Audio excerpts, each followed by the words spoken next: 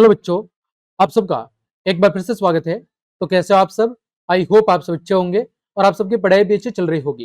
तो प्यारे विद्यार्थियों, आज की इस क्लास में हम कक्षा 4 और 5 अंग्रेजी विषय की वर्कबुक के वर्कशीट नंबर 16 से लेकर वर्कशीट नंबर 20 तक सॉल्व करना सीखेंगे। तो चलिए क्लास हम शुरू करते हैं। देखें, वर्कशीट नंबर 16 में हम सीखेंगे यूजेस प्लूरल मार्कर्स एप्रोप्रिएटली। देखो, प्लूरल का मतलब होता है बहुवचन। क्या होता है? बहुवचन। और सिंगुलर का मतलब होता है एक वचन। सिंगुलर का मतलब क्या होता है? एक वचन।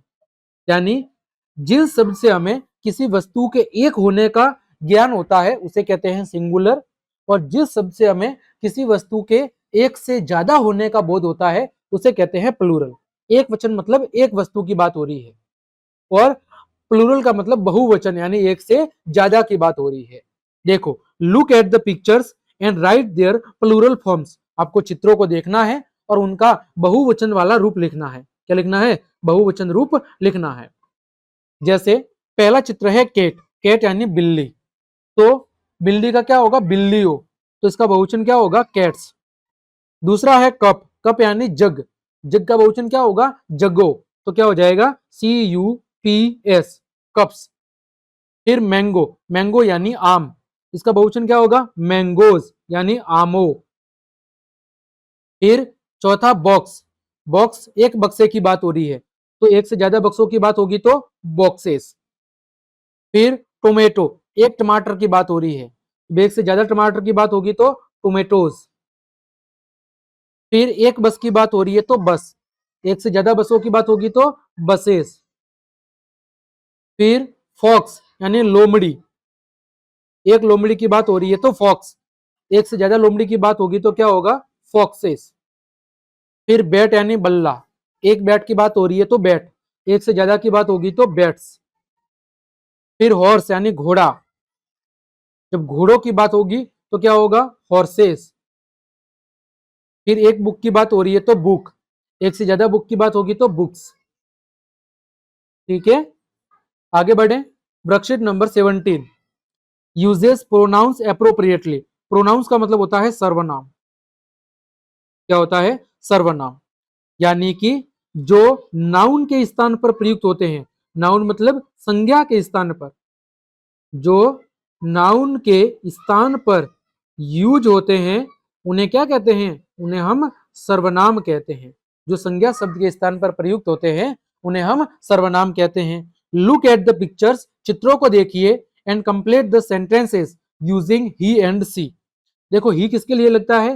ही लगता है आपके मेल के लिए। मेल मतलब पुरुष के लिए।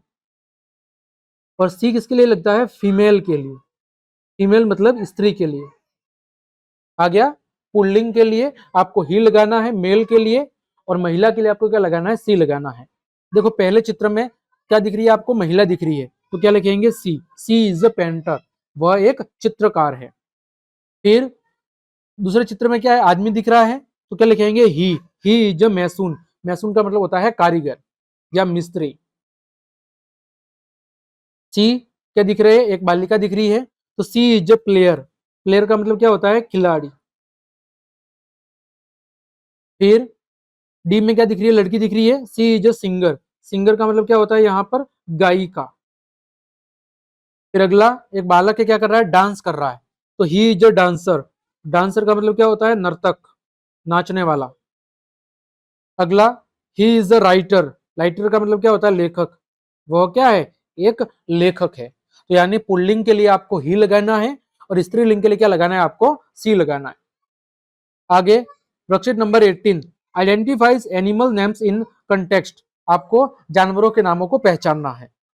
देखो, tick domestic animals in the box. Domestic का मतलब होता है घरेलू। ठीक है, in the box write name of the all of the animals. आपको चित्रों को पहचानना है और उनके नाम लिखने हैं। देखो, पहले चित्र में क्या है? लॉयन। अब देखो, आपको जो घरेलू है उन पर टिक करना है, तो घरेलू कौन से? उन पर हम टिक भी करेंगे। पहला है लॉयन। लॉयन यानी शेर। क्या शेर घरेलू होता है? नहीं, शेर को हम घर पे नहीं पाल सकते।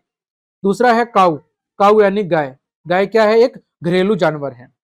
फिर गोट। गोट यानी बकरी। फिर भेड़। भेड़ को क्या कहेंगे? सीप। ये भी एक घरेलू पशु है। फिर रैबिट, रैबिट क्या है? एक घरेलू पशु है। रैबिट, इसको घर पे पाल सकते हैं, रैबिट। फिर हॉर्स, हॉर्स भी एक घरेलू पशु है। फिर डियर, ये घरेलू नहीं है, ठीक है। फिर फॉक्स, ये भी घरेलू नहीं है। फिर बियर यानी भालू, ये भी घरेलू नहीं है। फिर डॉग, डॉग क्या है? आपका घरेलू पशु है। आगे समझ में? आगे worksheet number 19, associates picture with words, चित्रों को आपको शब्दों के साथ जोड़ना है। पहला चित्र किसका है? सन, सन यानी सूर्य। दूसरा किसका है? दूसरा है क्लाउड, क्लाउड यानी बादल। तीसरा किसका है? पर्वत का, पर्वत को क्या कहेंगे? माउंटेन, MOUNTAIN, ठीक है।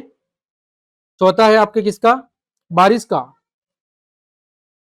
बारिश को क्या कहेंगे इंग्लिश में? Rain, RAIN। पांचवा किसका है? तारों का, तारों को क्या कहेंगे? Star, STAR। एफ किसका है? चंद्रमा का, चंद्रमा को क्या कहेंगे? MOON, ठीक। आगे worksheet number 20, identify letters and their sounds, आपको शब्दों को पहचानना है और उनकी ध्वनि को जानना है। देखो, लिसन टू द टीचर्स, अपने अध्यापक को सुनना है। And circle the words that have similar sounds, similar का मतलब है एक समान, और ऐसे शब्दों पर आपको क्या करना है? गोला करना है जिनकी ध्वनि एक जैसी है। देखो, कैट, मैट, हैट, देखो कैट, मैट, हैट, रेट, इन तीनों चारों की ध्वनि एक जैसी है, जबकि इसकी ध्वनि अलग है। इसको क्या पढ़ेंगे? फार पढ़ेंगे। ये क्या है? कैट, मैट, हैट, रेट, इनकी ध्वनि एक जैसी है। दूसरे में देखो, lip, hip, sip, dip, lip, hip, sip, dip, ये अलग है, इसकी ध्वनि क्या है? पीग है। तीसरा, तीसरा देखो, टब, रब, कब, सब, टब, रब, कब, सब, ये क्या है? अलग। मड का मतलब क्या होता है? कीचड़ या गंदगी। चौथा, pot, hot, not, lot, pot, hot, not, lot, इनकी ध्वनि एक जैसी है।